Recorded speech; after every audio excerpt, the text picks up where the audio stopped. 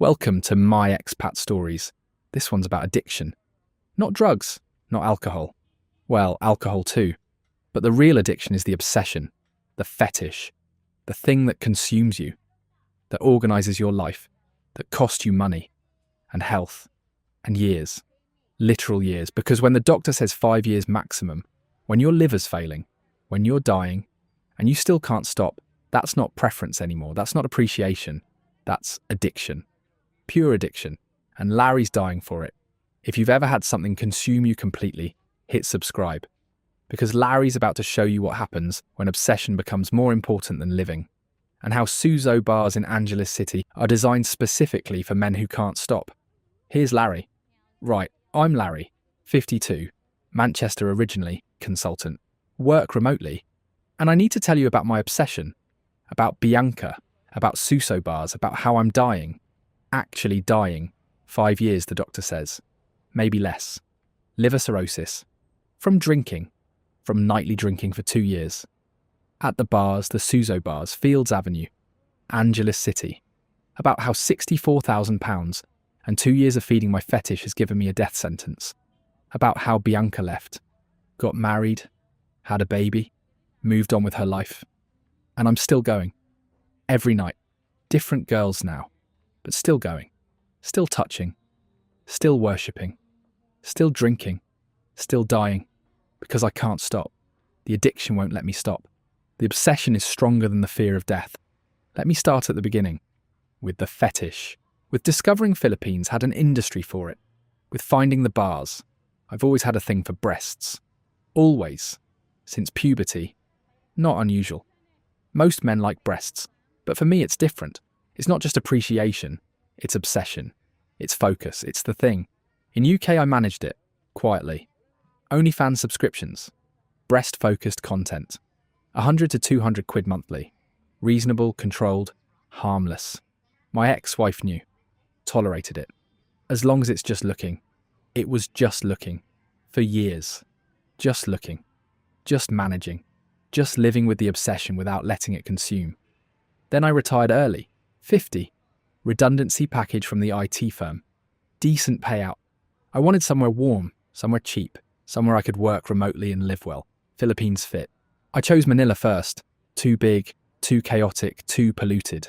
Moved to Angeles City, Pampanga, an hour north of Manila. Smaller, manageable, expat friendly. I discovered Fields Avenue by accident. Walking around, exploring. The streets neon. Bright. Bars everywhere. Girly bars mostly. Red lights. Girls outside calling. Hey Joe, come inside. Beautiful girls. Normal? Expected. Philippines bar scene. I'm not interested in girly bars. Not my thing. I want connection, not transaction. Or so I thought. Then I see a different kind of bar. Sign says SUSO bar. I know some Tagalog. SUSO means breast. Breast bar, what's that? I'm curious. I go in. The inside's dark, cool. Air conditioning hitting after the street heat. The smell's distinct. Baby oil, perfume. Cheap floral perfume. The bar's U-shaped. Girls sitting along it. Topless. All of them. Just topless. Wearing skirts. Or shorts, but topless. Breasts visible. On display. That's the whole thing. That's the bar. A mama son approaches. Older woman. 50 maybe. First time, sir. Welcome. You want lady drink? You want company? What's the concept here? What happens? You buy lady drinks, girl sits with you. You can touch, can appreciate. No sex, no bar fine. Just touching. Just company. Just fun. 300 pesos per lady drink, tips appreciated. Just touching. That's it. That's it, sir. That's what we do. Special bar for special appreciation. You like? I really like. This is my fetish, my obsession. Legal. Available, accessible. I can touch, can worship, can indulge. Without judgment, without shame, without pretending it's about anything else. Just pure fetish satisfaction. In a bar in Angeles City, in Philippines. I buy a drink. San Miguel. Cold. The bottle sweats in the humidity. A girl sits next to me. Hi, sir, I'm Cherry. You want me to sit? You want lady drink? Yeah, sure, lady drink. She's young. 23 maybe. Slim. Small breasts. Not my preference. I prefer larger, natural. But she's nice, friendly, topless. Right there, I can see, can look, can appreciate. She's talking about herself, about the bar, about Angeles. I'm barely listening. I'm looking, staring, feeding the obsession. First time in years I can do this. Openly, legally, without hiding, without shame. I touch, she allows it, encourages it. You like, you can touch, gently, appreciate. That's okay.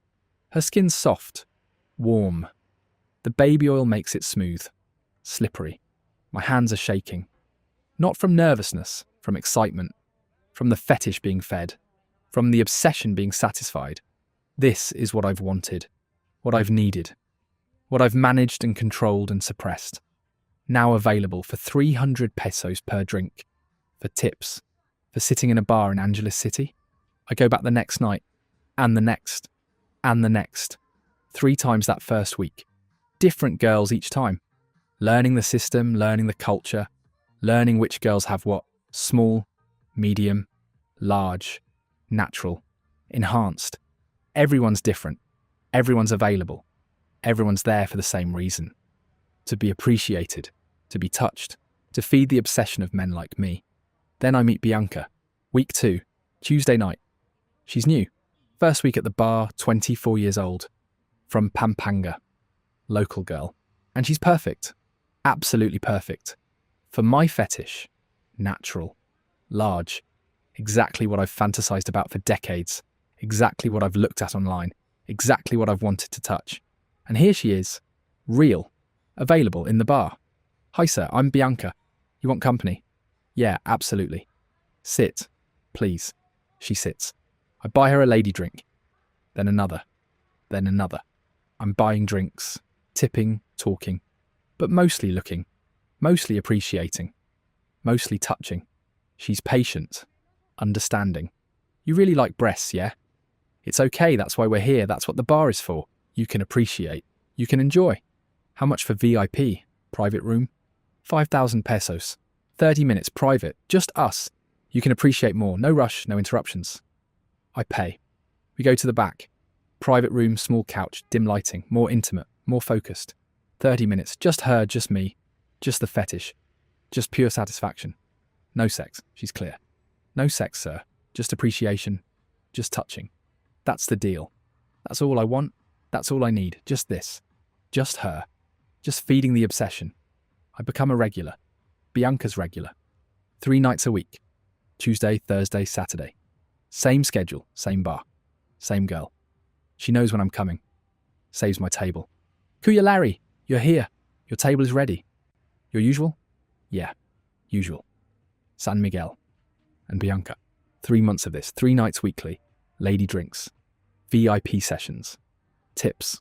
I'm spending 15 to 20,000 pesos per night. About 240 to 320 quid. 3 nights weekly. That's 720 to 960 quid per week. 3 to 4,000 quid monthly. Just for the bar. Just for Bianca. Just for the fetish. But I'm happy. Happier than I've been in years. The obsession is fed. Regularly. Reliably. Bianca's there, she's consistent, she's perfect. She understands. She doesn't judge. She appreciates that I appreciate. She makes me feel normal. Makes the fetish feel okay. Makes the obsession feel manageable. Then the drinking becomes part of it. Not just 1 beer. Not just 2. But 5, 6, 7. Through the night. San Miguel. Red Horse. Sometimes rum. Tanduay. The drinking enhances the experience. Loosens inhibitions. Makes the touching more natural. Makes the obsession more acceptable. Makes everything better. Or so it feels. In the moment. In the bar. With Bianca. With the breasts. With the fetish. 3 nights weekly becomes 4. Then 5. Then 6. Then every night. I'm at the bar every night. Not just Bianca nights. Other girls too. When Bianca's not available. When she's with another customer. When she's on her period. When she's off. I'm still going. Still touching. Still drinking. Still feeding the obsession. It's not about Bianca anymore. It's about the bar. About the access. About the availability. About the fetish being fed nightly. About the addiction. Bianca becomes my girlfriend. Not officially. Not real relationship, but bar girlfriend. She's mine when I'm there. She prioritizes me, sits with me first, saves VIP slots. You're my favorite kuya, my special customer. I appreciate you. You're different from others. You respect me, you appreciate me, not just my body, but me. It's lies, I know it's lies, but I want to believe. Want to think I'm special. Want to think this is more than transaction, more than fetish, more than obsession. Want to think Bianca actually cares, actually appreciates me, actually sees me as more than the foreign guy who tips well and touches gently. I'm helping her financially. Outside the bar. Kuya, my brother needs school fees. Can you help? Just 5,000 pesos. I send it. My mother needs medicine. 8,000 pesos. I send it. My niece's birthday. Can you buy a gift? 3,000 pesos. I send it. Everything she asks. The fetish fed. 2 years of this. Every night at the bar. Drinking, touching, worshipping, spending. £64,000 total. Bar bills. VIP sessions. Tips. Helping Bianca. Helping other girls. Drinks for everyone. Being the generous foreigner. Being Kuya Larry. Being the regular. Being the addict. Being the man whose obsession has consumed his life. Then I get sick. Not regular sick. Really sick. Jaundice. My skin's yellow, my eyes are yellow. I'm tired all the time. Exhausted. My stomach hurts. Upper right side. Constant pain. I ignore it for weeks, months. Just drink through it. When the sickness is stronger than the addiction. I go to the hospital. Medical City Clark. Private hospital. Good hospital. They run tests, blood work, ultrasound, liver function tests, everything. The doctor's face is serious, concerned. Mr. Larry, we need to talk about your results, about your liver. How much do you drink? Nightly, beer mostly, 6, 7, sometimes more. For how long? 2 years, every night, sometimes more. And before that?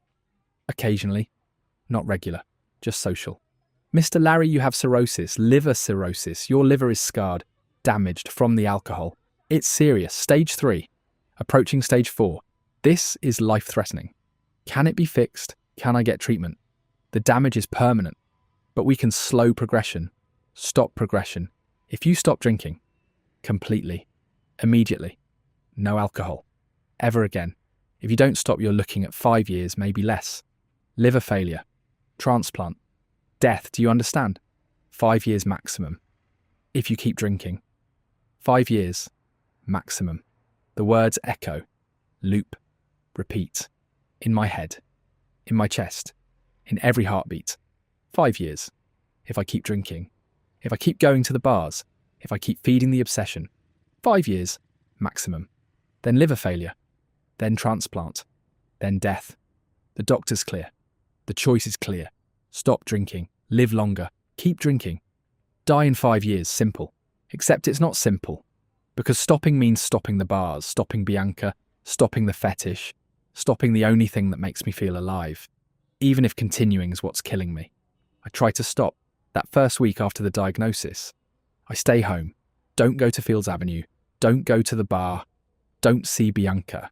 I'm in my condo. Alone. Sober. The walls feel closer. The silence is loud. Too loud. I can't sleep, can't eat, can't function. Just thinking about the bar.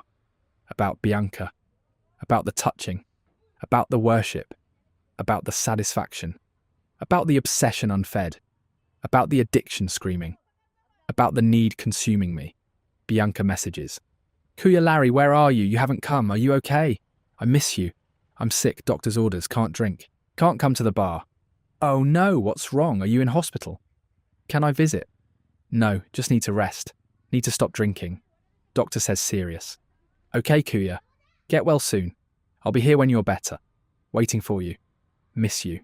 The message makes it worse. Makes the craving stronger. She's waiting.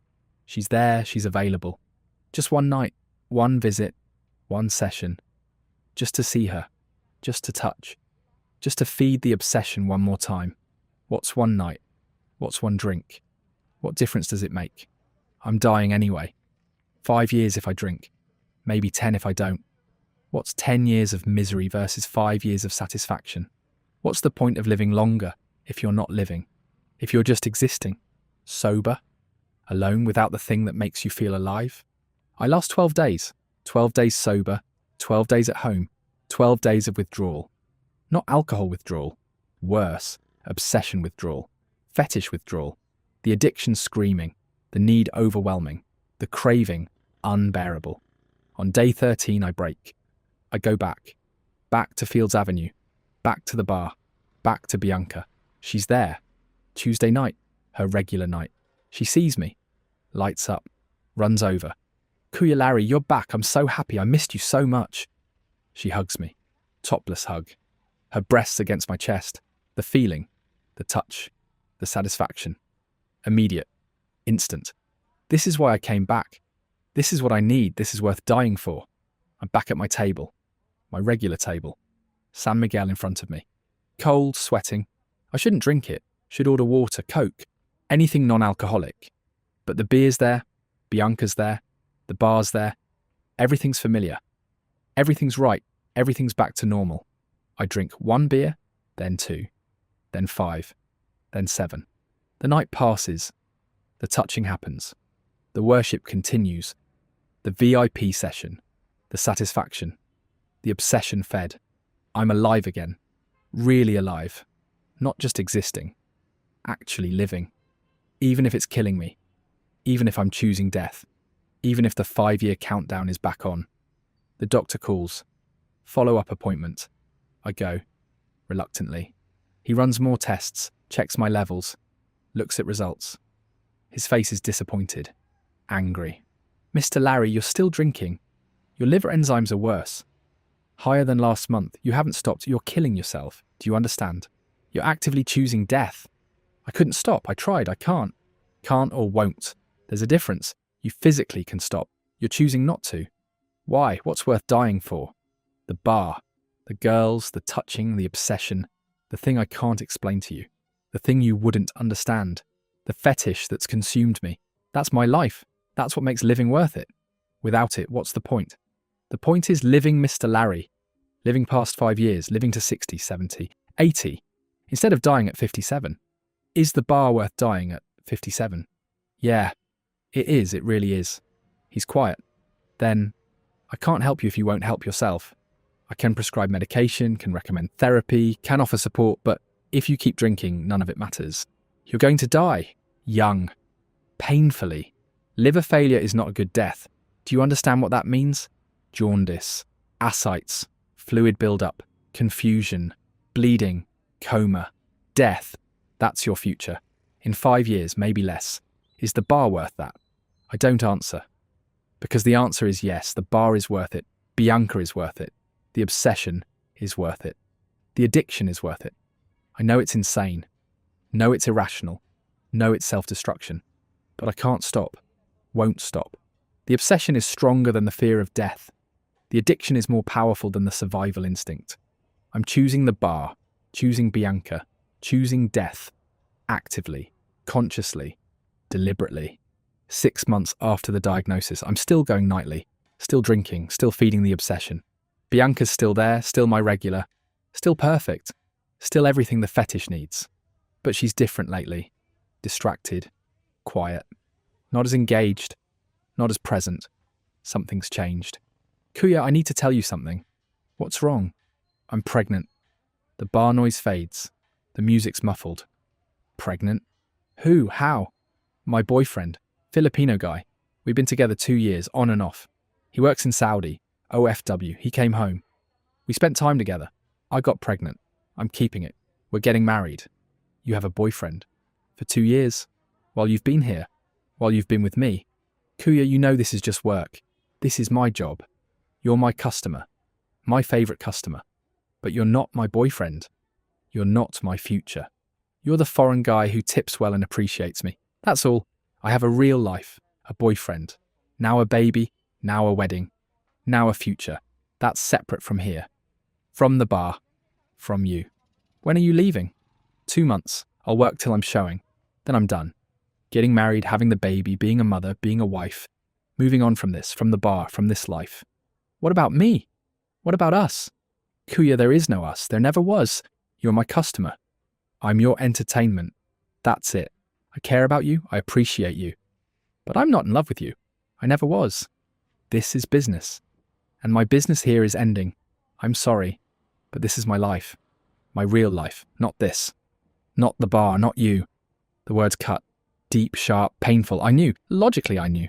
But hearing it, directly, honestly, brutally, it destroys the illusion, the fantasy, the belief that Bianca cared, that we had something, that the obsession was mutual. It wasn't. It was never mutual. It was transactional. Always transactional. I was the customer. She was the service provider. I paid, she performed. That was the relationship. Nothing more. I still go to see her. Those final 2 months, watching her belly grow. Small at first, then visible. Then obvious. She's pregnant. Creating life. Creating family. Creating future. With her boyfriend. Her real boyfriend. The Filipino guy in Saudi. The OFW.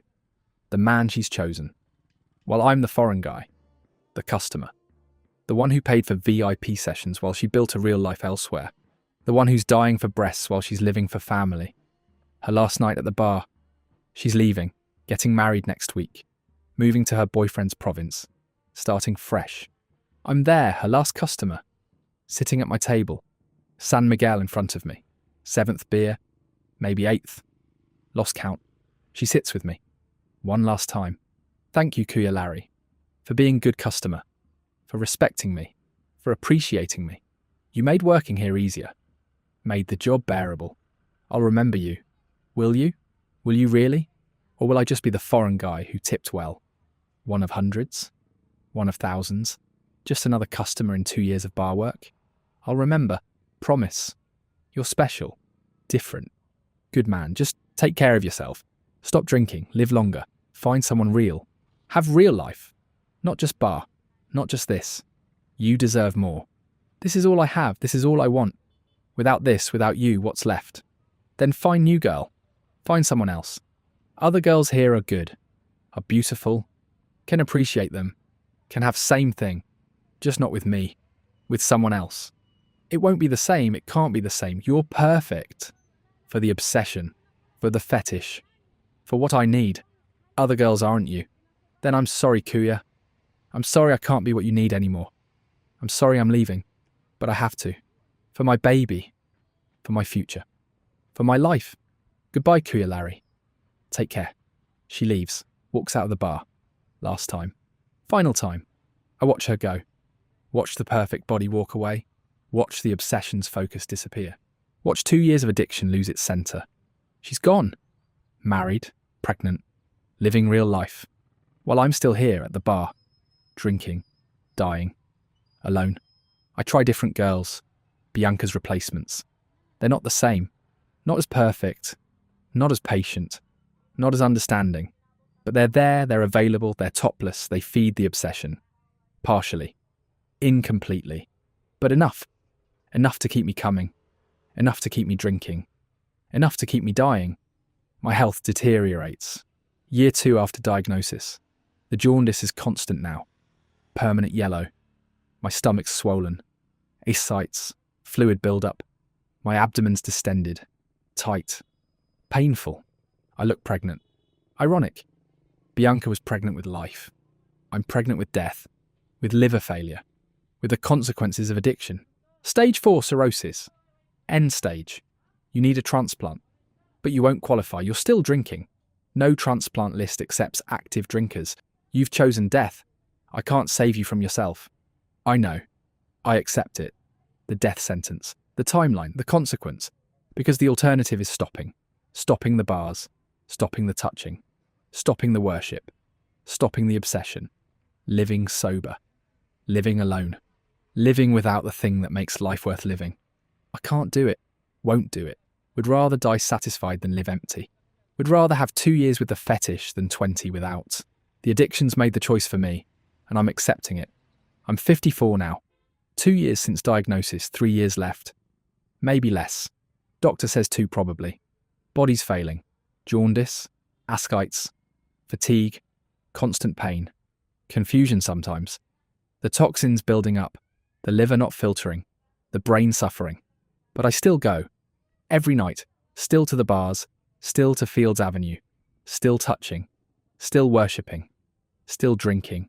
Still feeding the obsession. Still choosing death. Different girls now. Bianca's long gone. Married. Mother. Living in the province. Posted baby photos once on Facebook. Before she unfriended me. Cute baby. Boy, looks like the father. The Saudi OFW. The real boyfriend. The man who got the real Bianca. While I got the bar version. The transaction. The performance. The paid appreciation. For £64,000. For 2 years of nightly visits. For a cirrhosis diagnosis. For a 3-year death sentence. For an addiction I can't break, even knowing it's killing me. The other regulars at the bar know. The foreign guys, the expats. The addicts like me. Larry's dying. Liver's gone. Doctor says 2 years. Still comes every night. Can't stop. They're sympathetic, understanding. Some are in denial. Could be worse, could quit and live miserably. At least Larry's dying happy. Others are judgmental. Stupid. Throwing life away for tits. Insane. Both are right. It is stupid. It is insane. But I am dying happy. Happier than I'd be sober. Happier than I'd be alive but empty. Happier than I'd be at 60 without the obsession fed. The addiction's chosen. And I'm at peace with it. The bar girls know too. They're kind, gentle. Kuya Larry, you should rest, should go home, should take care. But they still accept my money, still sit with me, still let me touch, still feed the obsession. Because that's their job. That's the bar. That's the industry. Built for men like me. Men with obsessions. Men with addictions. Men dying for fetishes. They're not scammers. Not villains. Just service providers. Providing the service I'm paying for. The service I'm dying for. Literally. I think about Bianca sometimes. Wonder if she thinks about me. Probably not. Probably moved on completely. Probably tells her husband stories about the bar, about the foreign customers. Had a breast fetish, was dying from drinking. Still came anyway. Wonder what happened to him. Maybe I'm not even a story. Maybe I'm forgotten. Maybe I'm nothing. Just another customer. In 2 years of many customers. In a bar career that's over. In a life that's moved on. I don't regret it. I should. Should regret the money, the health, the years, the life I'm losing. But I don't. Because those 2 years with Bianca, those were the best years. The most satisfied years. The most complete years. The fetish fed daily. The obsession satisfied. The addiction fulfilled. Everything I'd wanted. Everything I'd needed. Everything I craved. For 50 years. Finally available. Finally accessible. Finally mine. For £64,000. For a cirrhosis diagnosis. For a shortened life. Worth it. Every pound. Every beer. Every year lost. Worth it. This is my expat stories. Larry spent £64,000 over 2 years in SUSO bars, feeding his breast fetish, developed terminal liver cirrhosis from nightly drinking, got a 5-year death sentence that's now down to 2, watched Bianca leave to get married and have a baby, and still goes every night to different girls, because the addiction to the fetish is stronger than the fear of death. And sometimes men don't choose scams, they choose obsessions that kill them, and call it living.